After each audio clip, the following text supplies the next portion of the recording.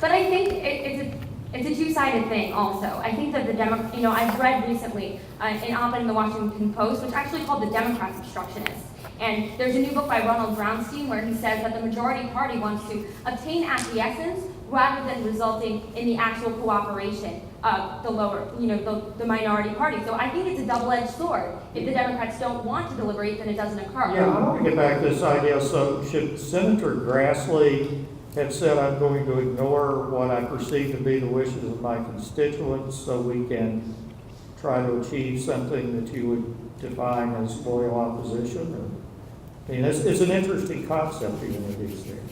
I don't necessarily think he should have ignored it, but there should just be that recognition that you can get mutual concessions if you simply compromise. Compromise is like the ideal thing. Loyal opposition should never be obstructionism. It should never be a rapid change of mind from wanting bipartisan to pulling the plug on grandma and seeing the efforts and condemning the efforts in that way.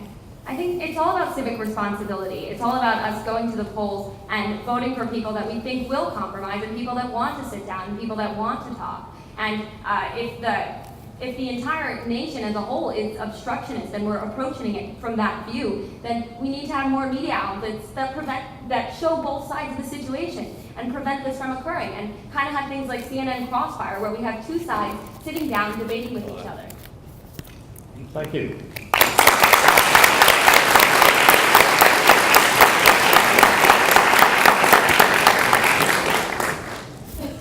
Okay, your prepared remarks were well organized. I think you defined your terms well, and this is one of these types of questions where definitions come into mind. I think with respect to your comparison between the British system and how ours is basically different by nature because of our constructs was effectively done. I probably would have liked to have seen a few more examples woven into the introductory remarks, but he came back with respect to responsiveness to questions, I think, by pulling out clearly your considerable reading on the topic. I think you did a good job in covering the material.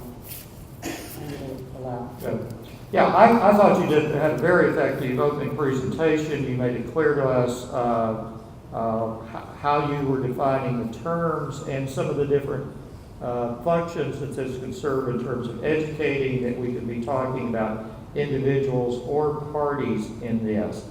I thought you did an excellent job of thinking on your feet. The fun thing for us in judging on Monday is they're all good teams. We can throw curveballs. And know that you can probably hit them. Again, as I've said maybe with your team when I've seen you before, it's more fun to be on this side, I'm sure, than it is on that side.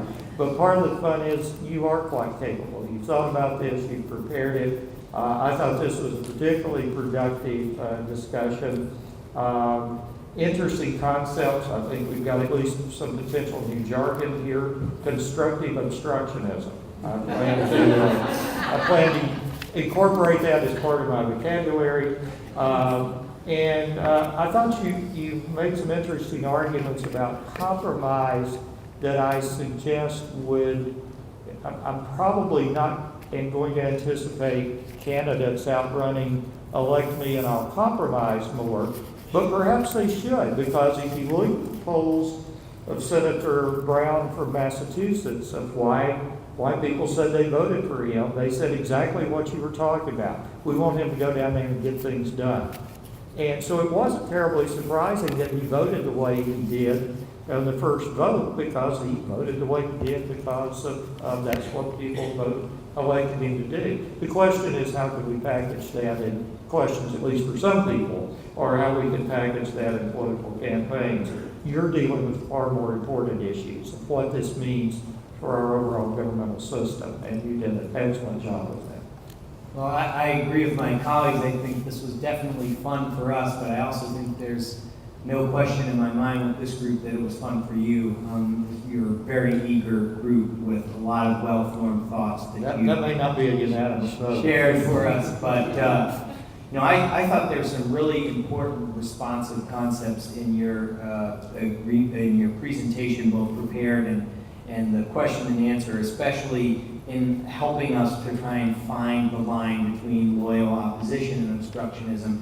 In your opening, I keyed on violence and illegal means as being one aspect of when that line gets crossed. And in the follow-up, I thought there was another important point that was made, and you talked about Senator Grassley is a good example, and demagoguery is a good example, which is the use of misinformation. I mean, does anyone really believe that we're really trying to euthanize old people in this country? I mean, that's a part of the issue, is the opposition being legitimate in the information that they're sharing with the public.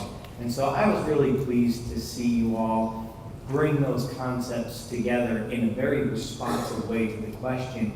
One thing I would urge you to think about in terms of the Constitution, beyond just conceptually, I think there's a lot of structural aspects of the Constitution that support the idea of loyal opposition. The bicameral legislature, the First Amendment we didn't get to talk about, but when I looked at this question, I thought, it'd be interesting to figure out how the First Amendment relates to this, and not just in relation to the politicians, which we spent a lot of time talking about here today, and I suppose that's appropriate because we're at the Congress's offices. But we've got the press out there, and we did have some discussion. What role does the press play? What role do non-political members of the public, not people who are part of a party, but people who are just interested in issues? What roles do they play? There's a lot to discuss here, and I know with this group we probably could have gone on all day, and I really appreciate the effort and the thoughtfulness that you brought to this, and I'm glad for America that you're going to be helping us make these decisions in the future. So thanks and congratulations.